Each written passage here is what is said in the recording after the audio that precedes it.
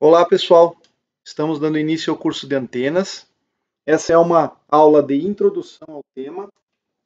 E antes de qualquer coisa, eu gostaria de apresentar alguns tópicos essenciais, falando de um modelo extremamente simplificado de um sistema de comunicações. Então, em um sistema de comunicações, nós temos sempre algo a transmitir, uma informação. Essa informação ela tem uma banda base no espectro, né? Então aqui estamos mostrando a informação em termos espectrais, e ela vai ser traduzida em um sinal inicialmente elétrico, pode ser som, pode ser algum dado que já esteja em formato elétrico, eventualmente, mas precisa de alguma filtragem e tudo mais. Então, tem uma etapa de transdução, filtragem, condicionamento, amplificação, etc. E isso vai ser inserido, então, em um modulador. Certo? Esse modulador aqui eu estou representando como esse símbolo de produto aqui, porque pode ser modulação FM, AM, digital, não vem muito ao caso. A ideia central aqui não é entrar em minúcias, em detalhes de todo o sistema. Tá? Sempre que você faz o processo de modulação, você está, a partir de uma certa portadora de sinal, transladando esta banda no espectro de frequências. Tá? Aqui pode acontecer mais coisa, por exemplo, modulação FM, pode introduzir algum ruído, mas isso é filtrado aqui numa etapa de filtragem pós-modulação inicial. Certo? Esse processo aqui geralmente é não linear e vai apresentar componentes espectrais indesejáveis. Você tem que seguir certos parâmetros, certas normas e condicionar o sinal também depois da etapa de modulação. Mas a ideia central é que você pega uma informação em banda base, uma portadora que idealmente é uma delta de Dirac, só estou mostrando a parte positiva aqui, e a portadora vai ter uma componente lá no outro lado do espectro, aqui está sendo mostrada a parte positiva do espectro, então idealmente ela é uma delta de Dirac centrada em ômega zero, ou seja, no tempo isso é uma senoide ou um cosseno de frequência ômega zero, perfeitamente limpo. No mundo real, a gente sabe que sempre tem uma pequena largura de banda no próprio oscilador local, mas a ideia do modulador é fazer a translação espectral. Então você translada o espectro para em torno desta portadora que vai carregar o sinal para você.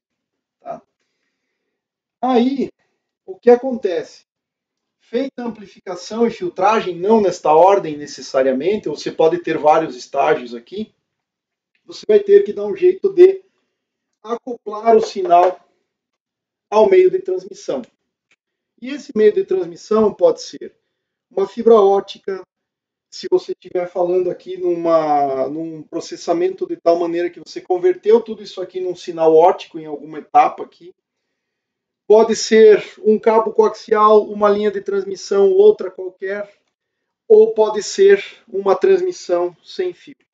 Então aqui a gente entra com duas possibilidades principais, tá? Que é a propagação guiada ou sem fio, ou wireless, né? Então tem duas opções. Aqui está então o meio de transmissão, tá? Se for guiada por uma fibra ótica, o seu meio de transmissão é uma fibra ótica. Se for sem fio, é o ar ou é uma atmosfera qualquer, ou é o vácuo, se você estiver falando, por exemplo, em comunicações via satélite, onde você tem uma parte atmosférica e depois é espaço quase livre em mais altas altitudes. Ou no meio urbano você vai ter ar e reflexões do meio, então você tem que estudar como que se comporta o meio de transmissão. E depois que a onda eletromagnética foi transportada de um lado até o outro, ou seja, daqui do transmissor até o outro lado da ponta, que é o receptor, você vai ter um novo acoplamento. Então aqui você tem um acoplamento da saída do transmissor para o meio de transmissão, e na outra ponta você tem o acoplamento do meio de transmissão para o receptor. E é aqui que, no caso da comunicação sem fio, entram as antenas. Tá? Então é nesse nesses dois pontos específicos do modelo que entrarão as antenas. Então você tem para trás aqui estudo de vários aspectos, inclusive de propagação guiada nos circuitos internos, onde você tem linhas de transmissão, trilhas de circuitos, eventualmente tem efeitos radiativos também, nos circuitos elétricos que você fabrica aqui. Uma parte do estudo que está aqui para dentro do transmissor envolve a compatibilidade eletromagnética, porque eventualmente você pode ter radiações indesejáveis, ou seja, componentes internos se comportando como antenas, o que não seria desejável em certas circunstâncias, ou seja, emitindo radiação para outra parte do circuito. Mas, pensando no mundo ideal, você tomou todo o cuidado necessário aqui, o projeto foi bem feito, chegou a hora de você conectar o sinal eletromagnético ao meio de transmissão e esse acoplador, vamos chamar assim acoplador aqui entre aspas, é a antena. Ela é responsável por fazer a transição entre a saída do seu rádio e o meio de transmissão, acoplar a energia eletromagnética da forma mais eficiente da saída do radiotransmissor para o meio de transmissão. Podem existir pequenas antenas também na hora que você vai embutir o sinal em um guia de ondas também, dependendo da situação. Tá?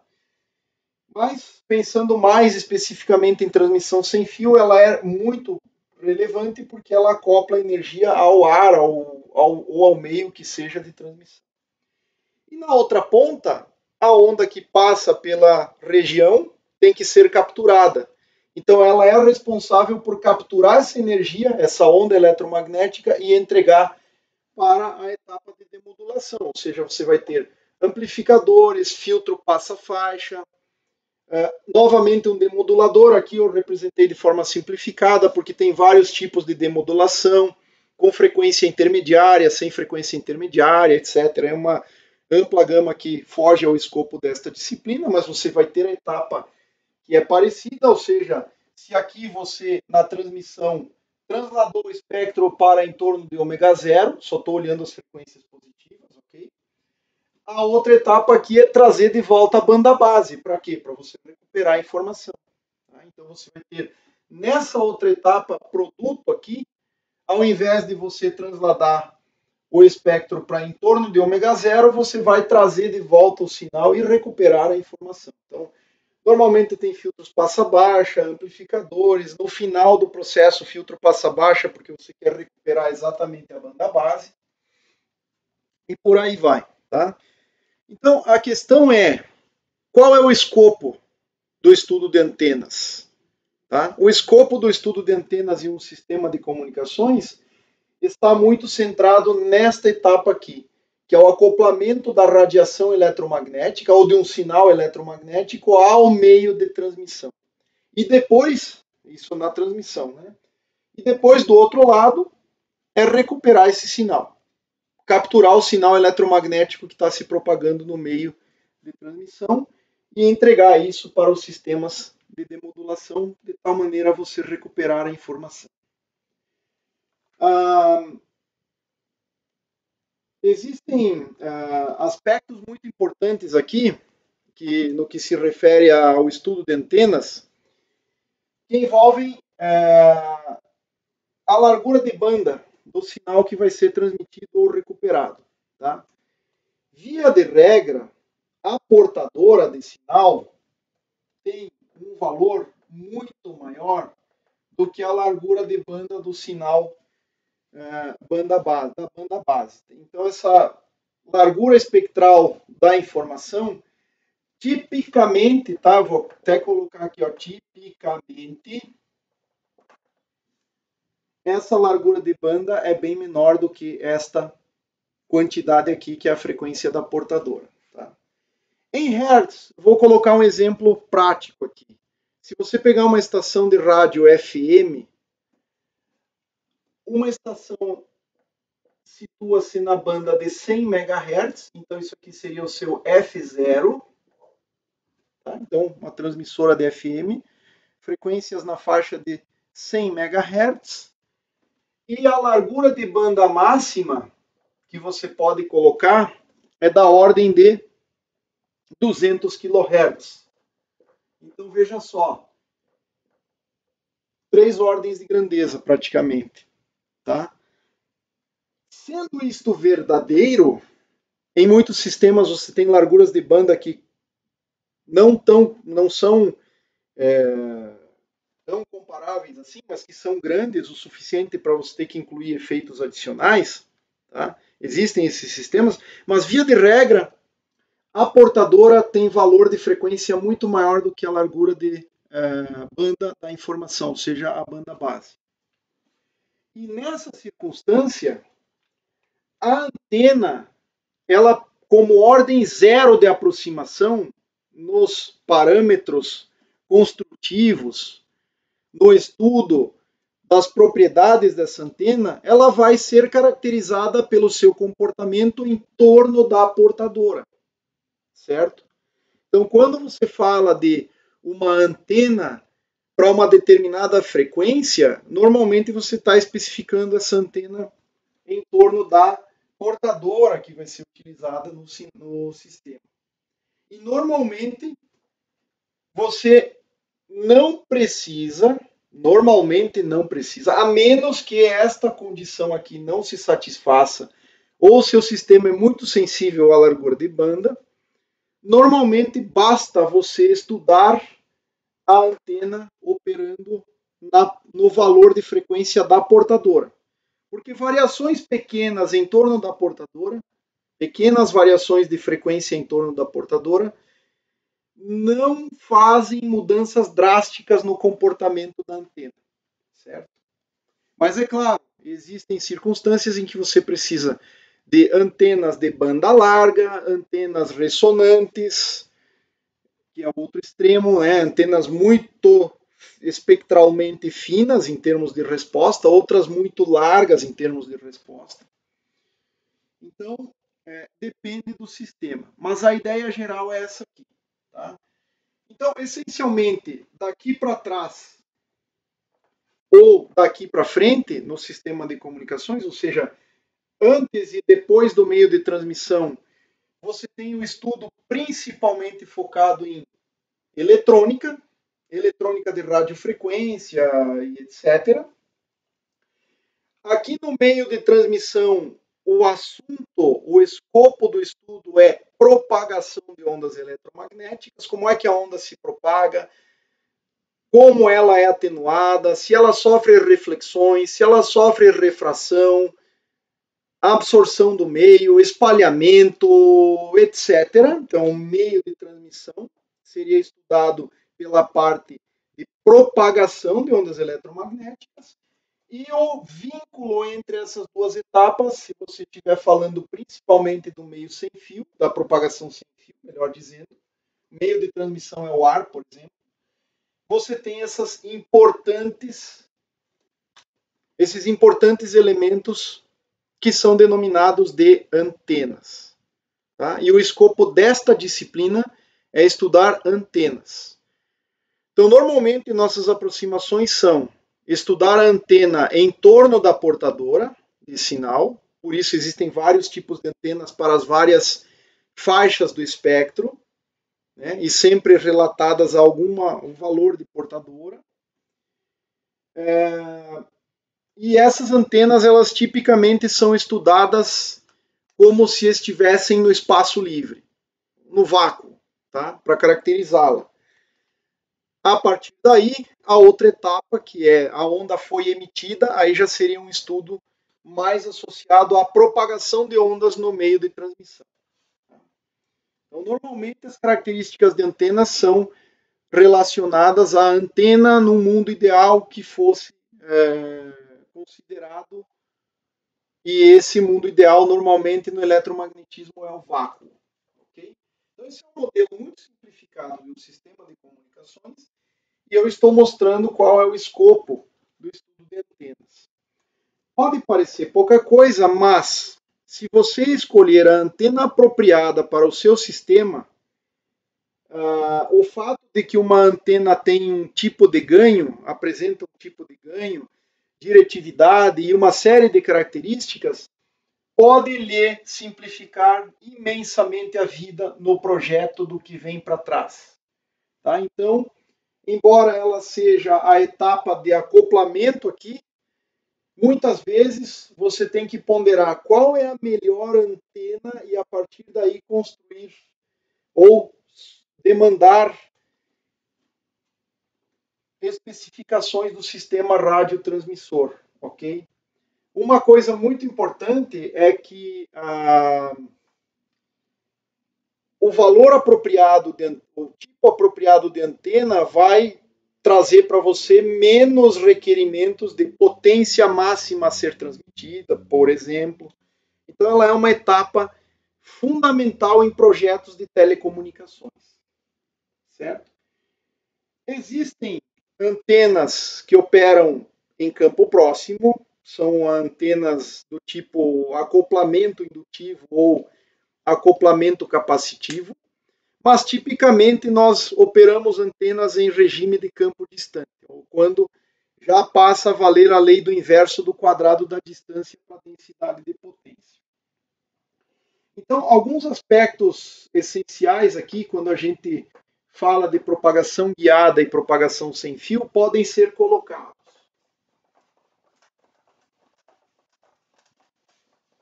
Antes mesmo de mencionar esse fato, eu gostaria de dizer que, às vezes, é uma dúvida que muitas pessoas têm. A modulação é digital, a modulação é analógica, etc. O resultado, ao final de contas, é que para a antena, se você tiver o cumprimento daquela condição, largura de banda muito menor do que a frequência da portadora, o que importa é a frequência da portadora de sinal.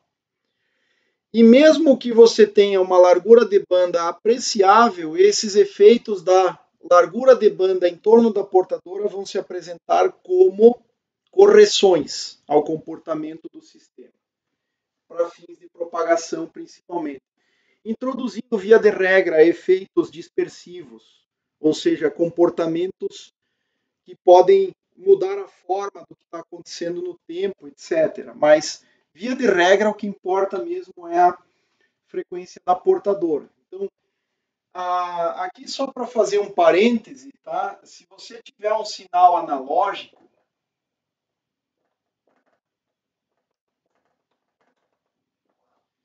o que você tem é que dentro de uma certa faixa, pode estar limitado por um amplificador, por exemplo, dentro de uma certa faixa de valores aceitáveis na reta, então esse aqui seria o valor do sinal admissível na reta, você tem entre o mínimo menos A, digamos, até o máximo mais A, qualquer valor possível na reta.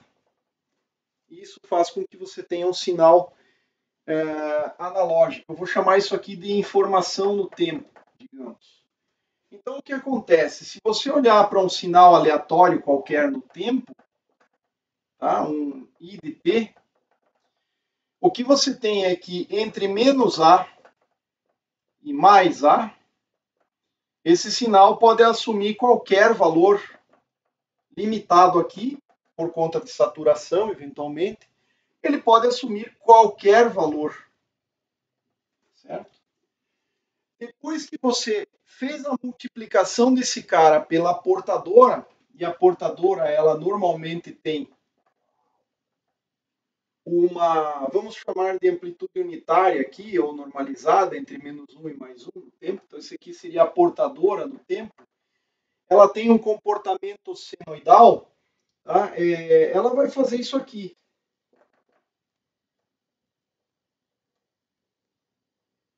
É uma senoide ou cossenoide perfeita, não tem esse efeito sanfona que o meu desenho apresentou aqui, a minha figura, o meu gráfico apresentou. A frequência é bem definida, ou seja, você tem um período T0 que é proporcional ao inverso, que é exatamente igual ao inverso da frequência.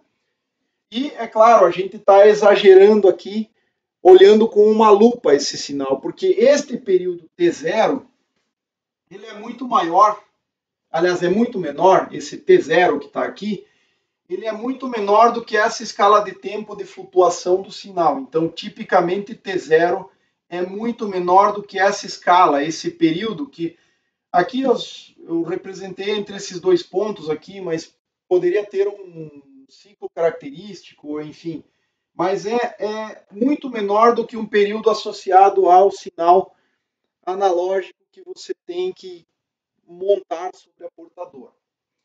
Numa modulação em amplitude, você vai fazer um produto entre essas duas coisas e o resultante, passando por um condicionamento, etc., vai ser o quê? Vai ser uma portadora cujo envelope, eu vou tentar fazer mais ou menos aquele sinal que está aqui, essa informação, cujo envelope é a informação.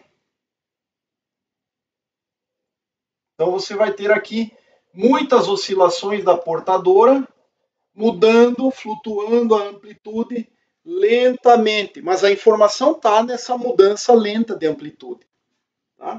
Então a envoltória do sinal é muito mais lenta do que a oscilação, esta oscilação da portadora. Tá? Isso aqui também no tempo, esse aqui seria o sinal no tempo que vai para a antena. O que nós estamos querendo dizer? Nós estamos querendo dizer, ao final das contas, que não importa tanto esta flutuação aqui, que vai te dar, ao final das contas, no domínio da frequência, vai te dar um S de ômega, S til de ômega, em torno de ômega zero, que é o 2πf0, uma largura de banda. Esta largura de banda aqui é pequena, total, em torno da portadora. Porque estas flutuações que eu estou representando como flutuação em amplitude, tá? Mas poderia ser outra coisa, são lentas comparadas com a rápida oscilação da portadora. E o que a antena enxerga em períodos menores do que t é uma portadora oscilando com amplitude quase constante. São muitos ciclos aqui.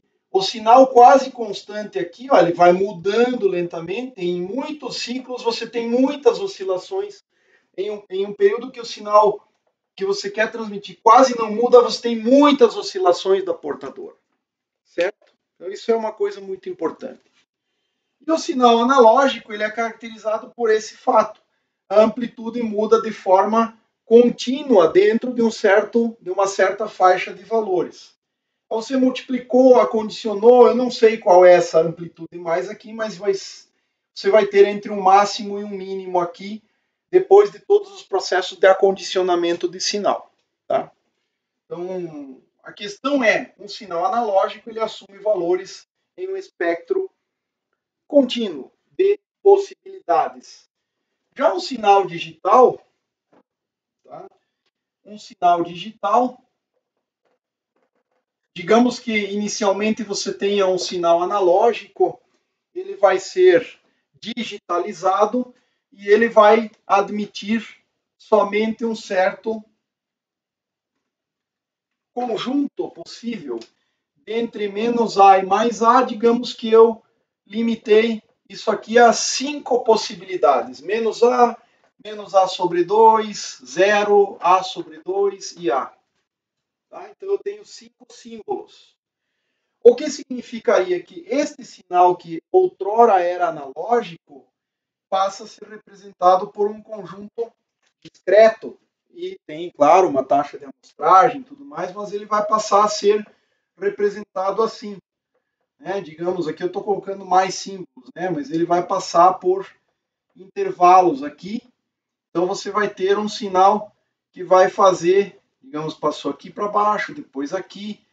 Ele vai tentar reproduzir mais ou menos o sinal analógico real. Do ponto de vista do produto disso aqui com a portadora, a única coisa que vai mudar é que aqui você vai ter portadora num certo nível, depois ela muda para cima, depois um pouco mais, ela muda em valores discretos, num conjunto discreto de possibilidades. Tá? Então você vai ter uma envoltória que tem transições abruptas entre vários níveis possíveis. Mas do ponto de vista de antena, novamente você tem uma portadora oscilando muitas vezes e esse sinal é contínuo. Então, basicamente, para a antena, muda a banda, tem esses aspectos de filtragem e tudo mais em torno da portadora, muda a largura de banda, mas para todos os fins de antenas, o termo dominante no comportamento é o termo sempre associado à frequência inerente à portadora, ou seja, a portadora que comanda o espetáculo, e depois, é claro, que tem correções a serem feitas por conta da amplitude, da largura de banda da informação. Okay? O limite mais, ou seja, o sinal mais digital possível é o espectro binário, 0, 1. Tá? Então você poderia ter convertido em um conjunto de símbolos, e esses símbolos vão ser representados por bits, conjuntos de bits. Então, ao final das contas, o seu sinal digital binário, tá? Binário, ele poderia ser da seguinte maneira. Tá? No tempo, você vai ter 1, depois um novo 1, depois 0, depois, digamos, 1, depois um novo 1, depois 0, depois 0 novamente, 1 e assim vai. Okay? O que você vai fazer se você fizesse uma modulação da mais simples, que é o on-off keying, ou chaveamento liga-desliga? O seu sinal, o que a antena enxerga, é basicamente isso aqui. Se você fizer o liga tudo, desliga tudo, certo? O mais abrupto possível é isso aqui, ó. Você vai ter o bit 1, tem 2 bits 1 aqui, depois um bit 0, depois outros 2 bits 1, então 1, 1, 0, 1, 1, 0, 0, 1. Digamos que fosse isso. 1 num slot temporal, outro 1, um 0 aqui, esse slot ficou mais comprido, deixa eu tentar dar uma acertada aqui. 0, depois 2 uns, depois 2 zeros, daí um novo 1. O que você vai enxergar? Você vai enxergar portadora ligada lá na antena. Aí o novo 1, a portadora continua ligada. Aí zerou, desliga a portadora. Liga de novo, mantém ligada. 0, desliga a portadora por duas janelas temporais. Liga novamente, ou seja, a antena ela sempre está enxergando algo assim. Amplificando isso aqui, quer dizer, colocando uma lupa aqui, né? Ou mudando a escala de tempo. Se você está olhando aqui, ó, numa escala de tempo que esse aqui é o período de bit, numa escala de tempo ΔT que é muito menor do que o período do bit, você vai ver a oscilação da portadora com amplitude constante. Depois, na transição, ela desliga. Tá? Mas, novamente, isso vai te dar uma certa largura de banda e, tipicamente, a largura de banda ela é menor do que o valor da portadora. Muito embora em sinais digitais esse aspecto é mais crítico, as larguras de banda são maiores e por aí vai. Mas o mais importante a se ter em conta é, claro que, sei lá se a nomenclatura é totalmente errada, tá? Mas a ideia de antena digital, tá? Antena, é um instrumento em que você coloca uma onda eletromagnética, alimenta esse dispositivo com um sinal eletromagnético e ela, pela oscilação das cargas, emite uma onda eletromagnética e essa onda tem um caráter contínuo. Até inclusive no mundo real, esses aspectos abruptos aqui não são exatamente possíveis, tá? Então você tem os arredondamentos ou efeitos de alargamento aqui e tudo mais, mas via de regra, tá? A antena trabalha com uma onda eletromagnética, não importa o tipo de modulação, o que você tem lá é uma oscilação periódica em intervalos de tempo que tem uma escala bem maior do que o próprio período de oscilação. Como eu falei no exemplo, se você pegar lá uma transmissora de FM, a portadora é de 100 MHz, essa faixa de valores, e a informação pode se limitar no máximo a 200 kHz em torno aqui, ou seja, você vai ter menos do que isso, que voz é limitado aí a alguns, para o ouvido humano, a a uma dezena de kHz aproximadamente. Algumas pessoas parece que ouvem até uns 15 kHz, mas não muito mais que isso. Então você tem limite de frequências banda base muito menor do que a portadora. E você poderia fazer uma modulação digital, a sua largura de banda máxima permitida é essa aqui, a sua portadora é aquilo lá. Tá? Ou se você quiser forçar a barra, não, mas eu vou então para o espectro da rádio AM. A rádio AM, o espectro é da ordem de 1 MHz. Ok. Lá, novamente, você está transmitindo sinais de voz. Voz é da ordem de 10 kHz, 20 kHz. Tá? Então, duas ordens de grandeza, pelo menos, menor a largura de banda da informação em relação à portadora. E, por uma obviedade, você usa sistemas de comunicação transladando o espectro da banda base por duas razões principais. Uma é que se todo mundo usasse banda base para se comunicar, viraria uma bagunça, seria uma conversa cruzada entre várias pessoas. Imagine um conjunto de pessoas em uma sala, todas conversando entre si. É claro que, por conta do ruído, todo mundo passa a elevar a voz, ou seja, aumentar a sua potência de transmissão, e aí todos os sinais se misturam e ninguém consegue demodular mais a informação. Então você, pelo processo de modulação, distribuição no espectro, você dá canais de fala para cada uma dos participantes em um sistema de comunicação. Aí eu posso transmitir, digamos, em 1 MHz, você vai transmitir em 2 MHz. Quem quiser ouvir eu falar vai sintonizar 1 MHz, se você falar vai sintonizar 2 MHz. Então, você evita a bagunça total no espectro, né? Você dá uma organizada nisso aí. E o outro fato é que a transmissão, se você fosse fazer via antena sem fio, sistema sem fio, em banda base ela não é eficiente, tá? As melhores antenas você consegue fazer em frequências mais altas. Agora é lógico que todo o espectro acaba sendo utilizado de uma maneira ou de outra. Tá? Então, só fazendo essa ressalva, sinal digital ou analógico, do ponto de vista de análise de propagação de sinais e de antenas, o que é relevante? Qual é a portadora? Qual é a banda base em torno da portadora? Tá? Essas são as informações mais relevantes. É claro que, a depender do tipo de modulação que você escolhe, você mexe no espectro e isso pode otimizar ou não a propagação de sinal, pode piorar ou melhorar a propagação de sinais. Também, dependendo da energia necessária por bit para você demodular uma informação, a questão de propagação vai afetar a taxa de transmissões. Se der, eu espero que a gente consiga discutir um pouco disso aí mais lá à frente, tá? Mas tem a ver com aspectos de propagação de sinal. Sempre tem uma lei do inverso do quadrado, então a densidade de potência vai caindo.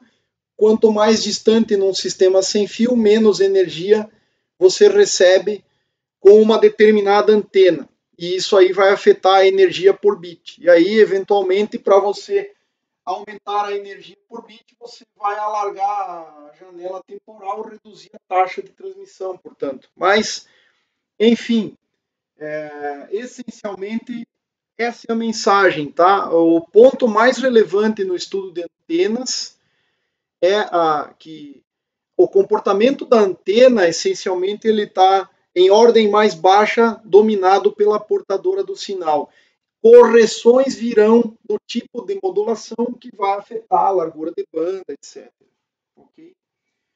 Bom, isso de forma bem simplificada. Bom, existe também o aspecto que é essencial de ser discutido aqui, que é a comparação entre a propagação guiada e a propagação não guiada. Então, propagação guiada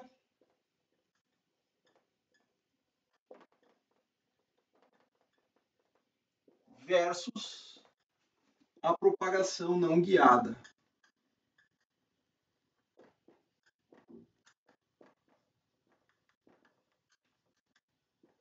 ou também dita sem fio. Não sei se está sendo possível enxergar direito aqui, vou tentar escrever isso melhor aqui. Propagação não guiada. Ou ainda sem fio. Aspectos principais. Tá? O tipo de componente que você vai ter no primeiro caso aqui são os guias de ondas. Tá? Tipo, é um elemento fundamental, né? Tipo guias metálicos, se você estiver falando de micro-ondas, guias metálicos, cabos coaxiais ou guias coaxiais. Ou então, se você tiver dentro de um circuito elétrico, as linhas em microfita, que apresentam aspectos radiativos, acoplamento, que são indesejáveis, que teriam que ser estudados por compatibilidade e interferências eletromagnéticas. Então, linhas em microfitas, trilhas de circuitos, né? Você tem no lado maior do espectro a fibra óptica, os guias ópticos, e assim vai.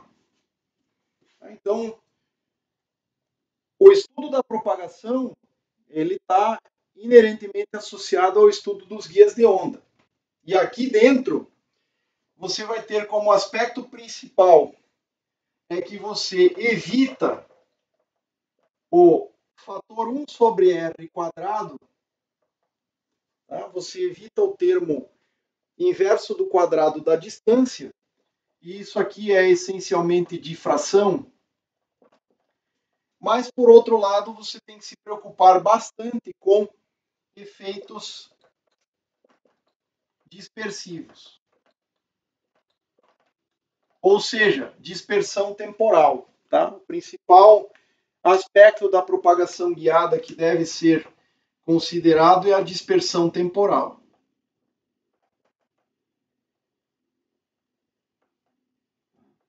Então, se você larga um pulso perfeitamente, uma janela temporal perfeitamente retangular, à medida que propaga num guia de onda, isso vai abrindo e vai se deformando, porque é inevitável em guia de onda que isso não dá para evitar que ocorra a dispersão temporal. Você vai ter dispersão temporal. Tá? Mas você já compensou efeitos difrativos.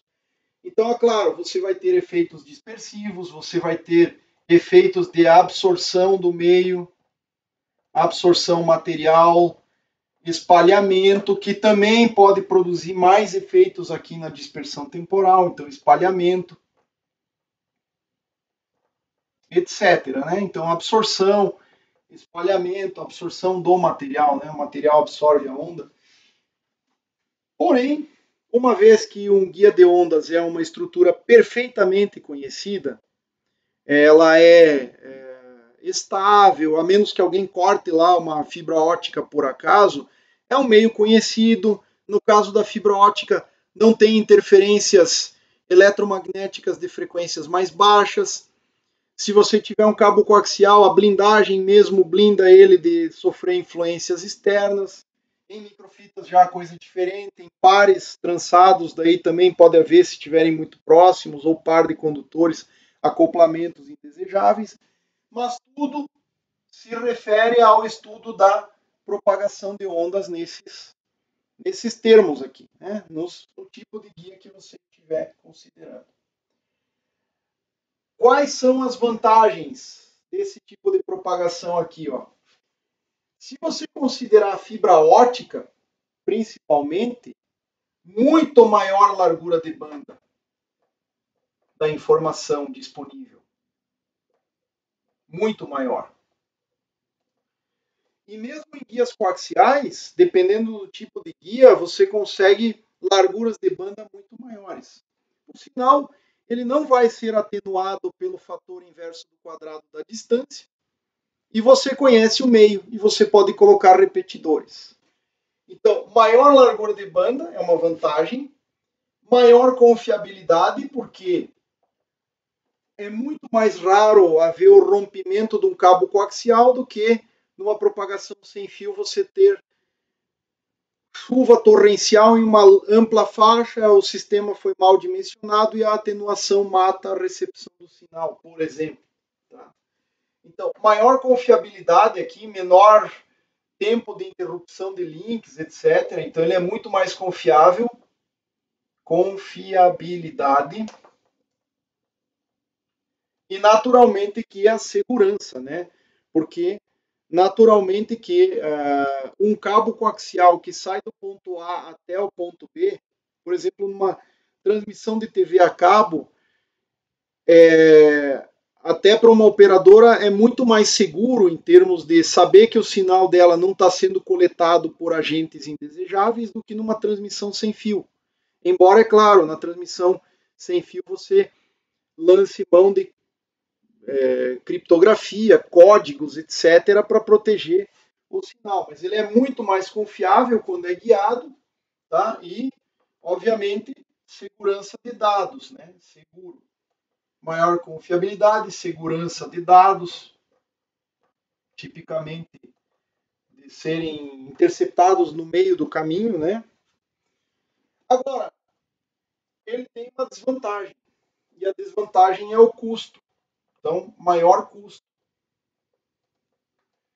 Se você quiser fazer uma comunicação sem fio entre um ponto A e um ponto B, tipicamente, desde que você adequadamente faça uso da legislação que governa o espectro eletromagnético e você use uma frequência que você comprou, por exemplo, para o seu uso, ou então você usa uma frequência não licenciada nas características adequadas, basta que você coloque uma antena do ponto A até o ponto B. Agora, propagação guiada demanda você lançar um cabo, seja uma fibra, um cabo coaxial ou qualquer tipo de guia que você queira, do ponto A até o ponto B. E isso tem um custo bem maior, porque normalmente você tem que pedir permissão para pessoas, para empresas, para vias públicas ou quem quer que seja para poder lançar esse cabo de um ponto a outro. Então, naturalmente que você tem um custo muito maior, inclusive de manutenção disso aqui. Tá? A propagação não guiada, ela lança a mão de um aspecto fundamental, que são as antenas. Tá? Então, as antenas são essenciais na propagação sem fio. Agora, você tem duas formas de fazer a conexão entre duas antenas, e uma é através do campo próximo. Então, campo próximo, se você tiver... Como é aquela ideia de alimentação sem fio, de bateria, carregar bateria de celular ou coisas do tipo, é uma alimentação sem fio, é feita por campo próximo. Tem alguns dispositivos que fazem isso. Nada mais é do que um transformador. Tá? E aí você tem que acoplar o primário com o secundário de forma indutiva ou capacitiva. Então, acoplamentos capacitivo ou indutivo. Ou indutivo aqui. E esses acoplamentos, eles apresentam uma lei de inverso do cubo da distância, o inverso do quadrado da distância para os campos que estão sendo acoplados, a potência vai mais rápido ainda, ou cubo da distância, ou por aí vai. Então, o campo próximo, ele tem um acoplamento que tipicamente, depende dos tamanhos e tudo mais, né? O comportamento é bastante irregular no campo próximo, mas você pode ter comportamentos que variam com leis de... Se variar com leis de potências do tipo inverso do quadrado, inverso do cubo, tudo isso para os campos.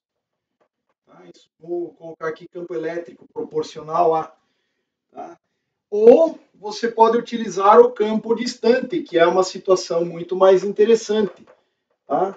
Você pode até pensar o seguinte: o Sol é uma antena gigantesca que emite em amplo espectro de frequências, transmite energia sem fio e nós recebemos sem fio aqui. e é o campo distante emanado por aquela gigante estrutura que chega até nós, só que necessariamente, por questões do nosso mundo físico, você vai ter uma lei do inverso do quadrado da distância. E todo o sistema sem fio em campo distante, que é o mais interessante para aplicações, é inevitável esse aspecto aqui, lei do inverso do quadrado da distância. Há o campo distante também chamado de zona de Fraunhofer, e nessa zona de Fraunhofer aqui você vai ter esse efeito aqui é originário da teoria ou da equação de ondas, e essencialmente é um efeito oriundo do que eu posso chamar de forma bem geral de difração. Tá? É um aspecto difrativo. Quando a onda foge das características preditas pela óptica geométrica, isso significa que ela está sofrendo difração. E é esse aspecto que faz com que você tenha uma lei do inverso do quadrado da distância. Então, enquanto na propagação guiada você está evitando esse aspecto, aqui não tem como evitar. É claro que aqui você pode ter absorção, que vai te dar um efeito exponencial com a distância, por exemplo, n menos alfa z para os campos. Mas aqui também você pode ter absorção, então n menos alfa r. Então não tem como você evitar a absorção do meio material se o meio material for absorvente para aquele tipo de radiação. Tá? Espalhamento, dependendo da frequência que você tem espalhamento. Uma gotícula de chuva, dependendo da faixa de frequência de microondas, ela é um alvo que vai espalhar radiação e isso atenua o sinal de alguma maneira, ou produz perturbações no sinal de alguma maneira. Tá? Então isso aqui é inevitável quando se trata de propagação sem fio. Tá? Então, isso implica tipicamente menor largura de banda. Também o sinal ele pode ser interceptado no meio do caminho por qualquer um que esteja entre o ponto A e o ponto B, transmissor e receptor, pode ser interceptado mais facilmente. E isso implica confiabilidade menor, segurança de dados menor. Por outro lado, tá? Menor custo. Naturalmente, menor custo. E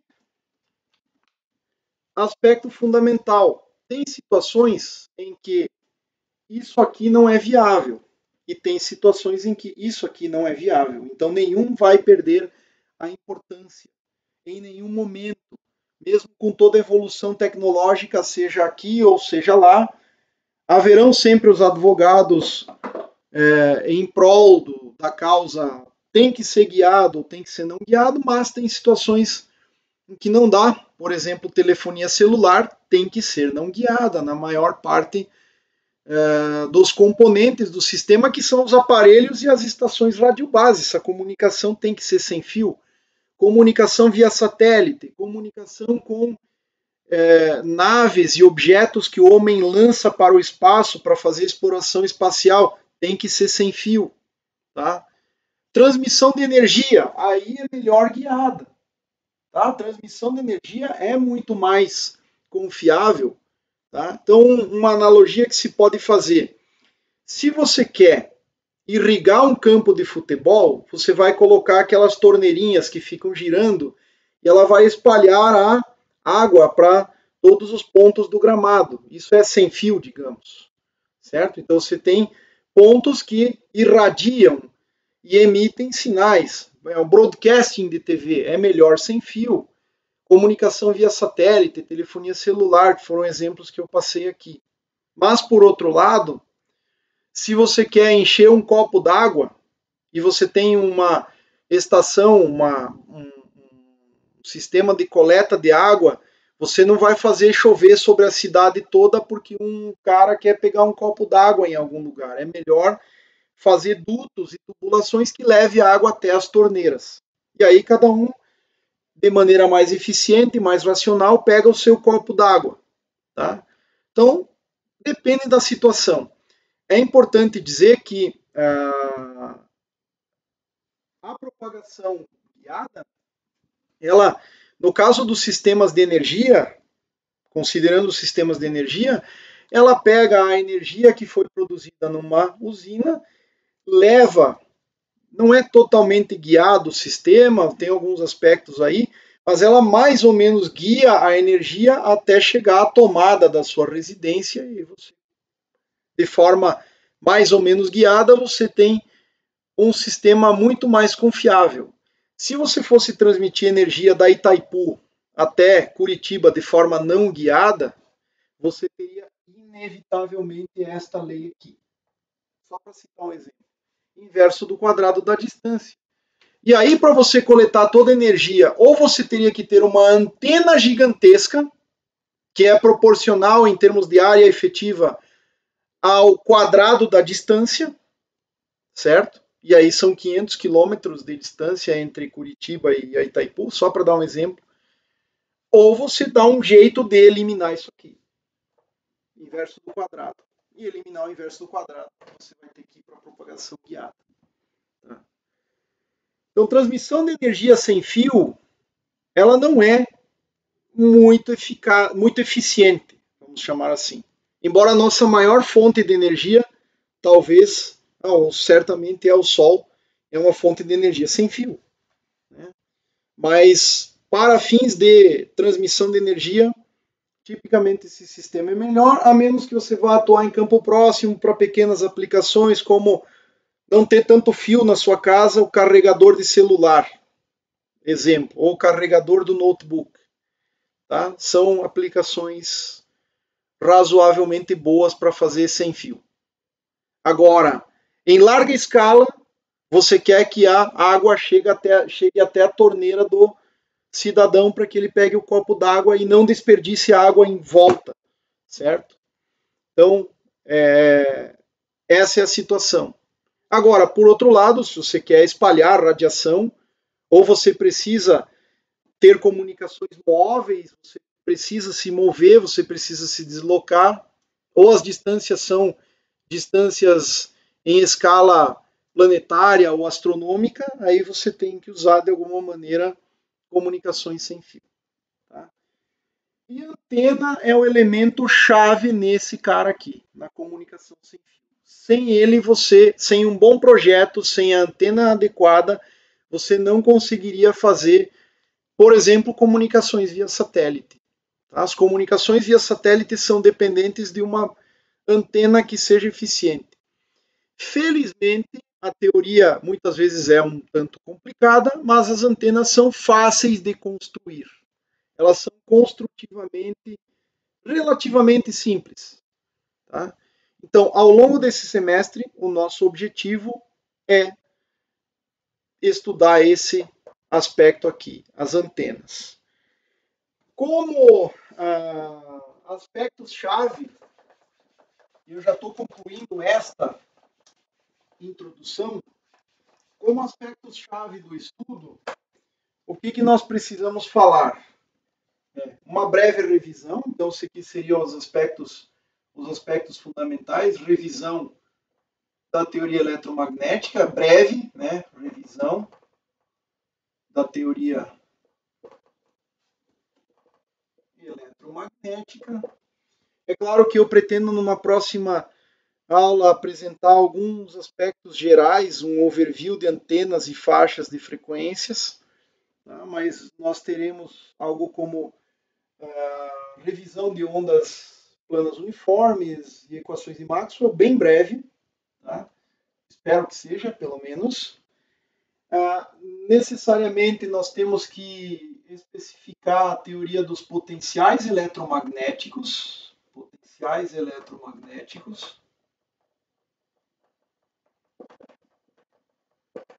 Então, o estudo de antenas se faz através do uso desses potenciais.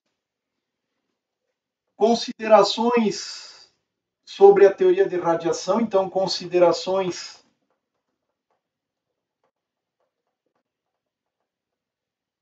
gerais sobre radiação eletromagnética.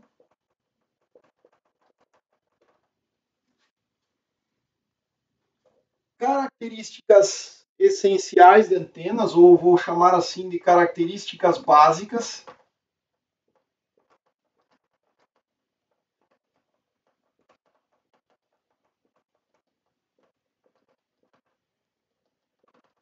E aqui a gente vai estudar campos de radiação, diretividade, ganho, eficiência, impedância de antena, a antena como elemento de circuitos.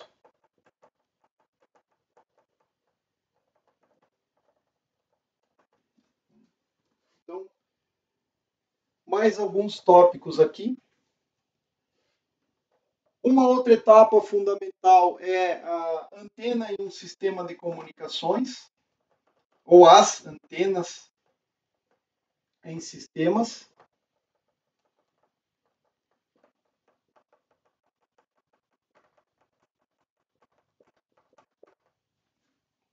O que envolve a fórmula de Fries,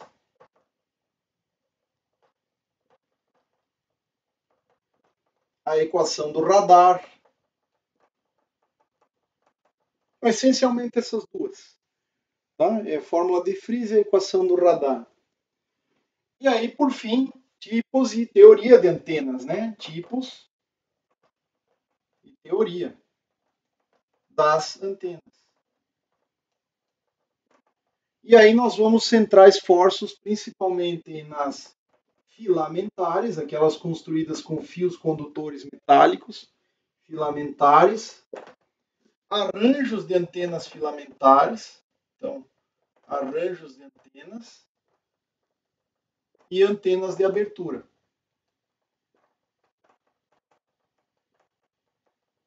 São as principais, tá certo? Então aqui a gente vai ver também, dentro da teoria e dos tipos de antenas, qual é o efeito de você colocar um plano condutor metálico atrás de uma antena, o que isso faz, o que isso acarreta, como é que isso ajuda ou compromete o ganho de uma determinada antena. Mas, na essência, são esses os tópicos essenciais aqui. Eu recomendo como bibliografias principais, existe uma infinidade de outras. Tá? As principais que eu posso mencionar aqui. O Balanes atualmente tem, vou colocar aqui, bibliografia principal. E atualmente você muitas vezes pode buscar acesso aos livros das mais variadas disciplinas disponibilizados livremente pelas editoras em função dessa circunstância que vivemos, onde o acesso às bibliotecas está um pouco restrito. Então, bibliografia principal. Eu recomendo o Balanes, que é um clássico de antenas, teoria de antenas. Hoje tem em português em 2 volumes, volume 1 e 2. Tá? Um outro livro muito interessante é o do Thiele e Stutzman, se não me engano é assim que escreve. É um livro que eu não sei se tem em português, então é o Antenna Theory and Design. Depois você pode verificar se tem novas edições, se o nome mudou um pouquinho, tá? Mas não importa tanto assim a edição. E tem um material que é muito bom, que é um livro disponível livremente, é só você fazer uma busca de um autor chamado Sófocles Orfanides. E ele é denominado Electromagnetic Theory.